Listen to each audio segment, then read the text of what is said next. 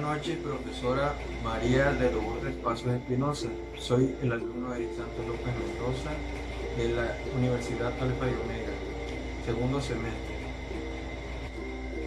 Por este medio les compartiré un poco de la historia de la educación en México a través de esta línea del tiempo. Comenzaré con la época colonial, que fue 1519, que tenía dos fines principales: la educación de los aborígenes y la educación popular de los indígenas. El objetivo principal era evangelizar a los indígenas por sus mismos misioneros franciscanos. Y para poder enseñar a los indígenas se desarrollaron vocabularios y gramática indígena. Los plebeyos eran educados en los patios de las escuelas. En 1523 Pedro Gante llega a la Nueva España con el propósito de atraer a los indios a la religión cristiana. Esto con el fin de evangelizar al Nuevo Mundo, creando una serie de instrumentos cuyo propósito fue facilitar la atracción y conversión de los indígenas al cristianismo. En 1534, el obispo Zumárraga trató de incrementar la educación, volviendo de España con profesores seculares a quienes confió la educación de las niñas indígenas. En 1551 se fundó la Real y Pontificia Universidad de México. Ahora vayamos al siglo XVIII, donde se emprendió una campaña a favor de los indígenas, fundando escuelas laicas. De igual forma, se inició una corriente de pensamiento pedagógico moderno. Importancia a la educación femenina. Su exponente fue Sor Juana Inés de la Cruz. En 1773, las ideas del bien común y de la utilidad pública se impulsando reformas políticas. Con este propósito se transformaron establecimientos para controlar, formar y educar. En esta atribución se describe la accidentada fundación Hospicio para Pobres. Durante el siglo XX sucedió el movimiento pedagógico ante el racionalismo de la época y revaloriza la naturaleza y la fe en los valores del hombre y de la educación. En 1911 se publicó el Manifiesto y Programa del Partido Liberal en México. Y para el año 1912, en virtud de una ley federal dictada el año anterior, comenzaron a aparecer las primeras escuelas destinadas al campo. En estas escuelas solo se enseñaban a hablar, leer y escribir el idioma castellano y ejecutar las operaciones fundamentales.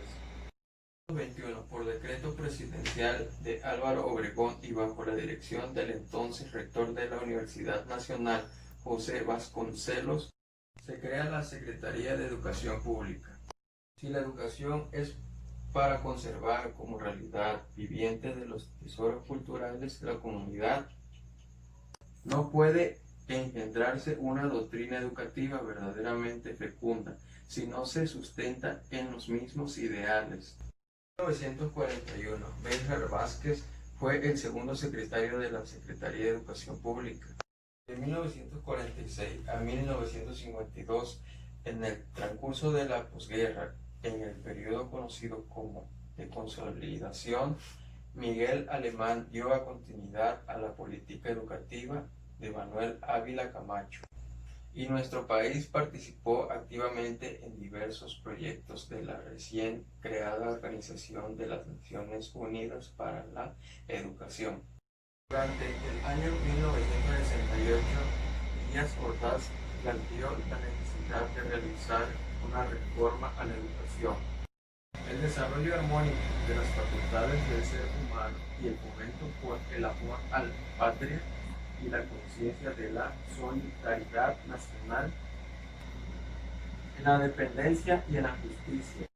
En suma, se buscaría formar hombres verdaderos, a la vez libres y responsables. Los principios de la reforma imparten una educación acorde a las necesidades de los tiempos, capacitar técnicas y progresivamente a la población desde el jardín de niños hasta el nivel superior. En 1970, la administración de Luis Echeverría mostró desde un principio su interés en mejorar el sistema educativo y puso en marcha una comisión coordinadora de la reforma educativa para diversificar los servicios educativos, aumentar el número de escuelas y reformar los planes educativos. Los derechos. A partir de 1970, los subsidios a la mayoría de las universidades crecieron y en muchas de ellas surgieron nuevas carreras. Gracias a una supuesta política que permitía una libertad de expresión mucho más marcada. Un gran número de líderes estudiantiles salieron de la cárcel. Después de 1968 volvieron a un autoexilio a la actividad política. Las exigencias fueron concretas: democratización de la educación, el control del presupuesto universitario, libertad de expresión y política para los estudiantes, obreros y campesinos, así como el apoyo político sindical para la clase trabajadora. La respuesta del gobierno fue contundente y agresiva. El 10 de junio de 1971, 120 estudiantes fueron asesinados. Fue propiciado por el gobierno federal, bajo la administración de Luis Echeverría y echando mano de un grupo paramilitar llamado Los Halcones.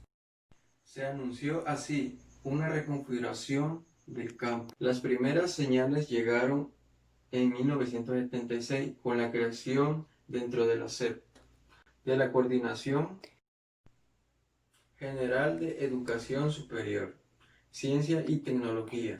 En 1981, el Programa Nacional de Alfabetización se inició por una decisión política educativa, orientada a combatir un ancestral problema, el analfabetismo. Se creó para brindar a las personas analfabetas mayores de 15 años la posibilidad de aprender a leer, a escribir y a realizar operaciones básicas.